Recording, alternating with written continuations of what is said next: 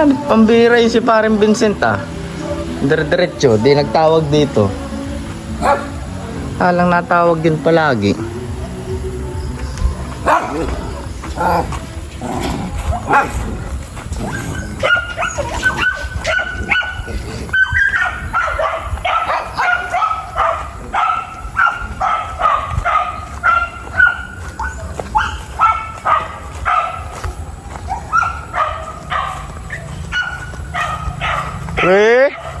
Sige. Andyan na si ano mo? Ano pa din? Ba't pa rin? Grabe lang problema pa din. Bakit? Parang Sa pagbablog pa din, pero ano? Titigil ko na at ano? Nang madami nagbabasa sa akin. natural yan pare. Parang wala na akong karapatan magbablog ba? Bakit naman? Parang- Hindi naman lahat naman ng tao ay may karapatan na mag-vlog. Kasi nga, kung bablog ka, ibabash ka. Parang hindi ko na kaya yung ginagawa ng mga basher. Parang mas mabuti na lang siguro maging tahimik na lang. Bakit naman ganun sila? Parang ano ba, perfecto ba sila? Kaya nga, kung makapanghusga, kala mo sila na yung perfectong tao eh. Parang, yun nga, parang kaya bira na ako mag-upload dahil nga sa iniisip ko yung mga ganung bagay. Parang susuko na ako sa pagbablog. Huwag ka pa rin sumuko. Malayo-layo na yung narating mo. Ngayon ka pa ba susuko? Bayaan mo sila. Parang natural lang yan eh. Kaya nga pa din, Kahit naman anong gawin mo, lahat laging may masasabi sa iyo. iniisip mo nga na ano, na yung paano yung mga tinulungan ko, paano yung sinimulan ko kung mag-end na ako sa career ko sa pagbablog. Nakakaano lang, yung parang ginawa mo na lahat, ginawa mo na yung the best mo. Parang nasa ano pala tayo, ano, yung bagay na gumawa ka ng tama, mali pa rin. Parang ganun naman talaga ang ano, ang tao. Diba sabi nga nila, pag gumawa ka ng 10 tama, magkamali ka lang ng isa, lahat na yun, mali na yun. Kaya nga, pwede. Parang iniisip ko nga, siguro sila yung mga pinanganak na perfect ng tao. Ano? Kasi grabe mo kapanghusga eh. Alam mo, pwede yung parang feeling mo yung pagod ka na sa mga ganong bagay. Tapos ganun, dumarating pa rin yung bagay na yun na parang pinanghihinaan ka na. Lalo na ngayon, wala kang views. Tapos ginaganon ka pa rin. Parang wala ka na mapaglugaran sa ganong bagay. Kaya siguro na ito na yung panahon siguro para ano, isipan ko nang tumigil sa pagbablog. Parang napakahirap naman na desisyon yan pare. Yun nga pa din napakahirap na desisyon pero iniisip ko paano yung sinimulan Yung ko, mga sinimula mo, yung mga tinulungan natulungan ko. mo. Kaya nga parang iniisip nila sumuko na si Vincent Calyada sa ganung bagay lang. Dati siya yung malakas ng loob, nagbibigay payo sa mga tinutulungan, pero siya yung sumuko. Yung parang hindi mo may apply pa rin sa sarili mo yung mga payo na binibigay mo sa Kaya nga kanila. pwede. Kaya sabi ko nga sa sarili ko, kaya dinadaan ko na lang sana sa ginto, mukmuk.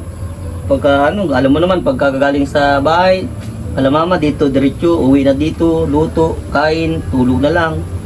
At bihira baga ako mag-upload pa di. Na napapanis mo sa vlog ko, di ba? Oo. Na bihira na lang ako magpara-upload dahil nga sa ganun nga. Ay, napakahirap maging ganito. Ang daming mapanghusgang tao.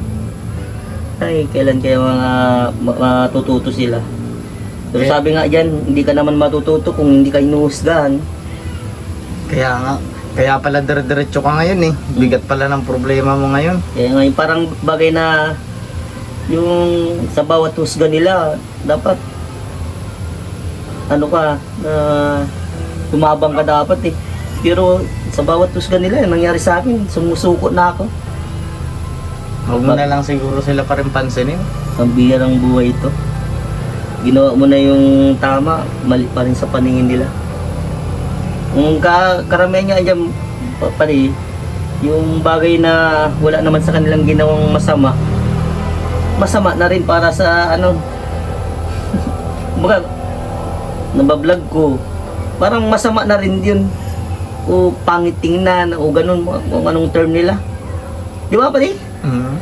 Di ba yung kunyari, yung bagay na binablog mo, tapos pag na-vlog, yung dating na-vlog mo tapos hindi na nabablog, kapag pinag-vlog mo, garalit, babas ka. Para bang wala na lahat nung nagawa mong tama noon, ano? Parang iniisip ko na lang pa, wala naman yung tao na yun, wala namang ginawang mali sa akin. Bakit? Parang iano ko na lang, parang baliwala na lang para sa akin. Yung bagay na yun, nakatulong yun sa akin, di ba? Yan nga. Hindi ko na alam pa kung saan tayo lulugar. Masasabi ko, napapanahon na siguro para tumigil. Napakahirap naman na ano talaga yan pare. Sayang naman kung ititigil mo. Kaya nga pa ang pinakadabis siguro na ito, pag-isipan kong mga isang beses na lang, huwag nang 10. Kasi kung paulit-ulit din, halos gano'n na rin yun eh. Parang ang ano kasi napuno na ako. Punong-puno na sa panghusga ng ibang tao. Kaya, ewan ko ba? Kung saan ka talaga lulugar. Napakahirap ng ganitong sitwasyon. Kaya napapansin ko sa ibang mga kasamahan kong vlogger nagtitigil na sila. Kasi nga alam mo bakit? Bakit? Ang bababa ng views, yung iba binabash pa. Yung iba tumutulong pero hindi ma-appreciate ng iba. Yun ang pinakamahirap sa pagiging isang vlogger. Kaya yan nga, iniisip ko hindi din natin mapipilis yung mga viewers na ganun nga.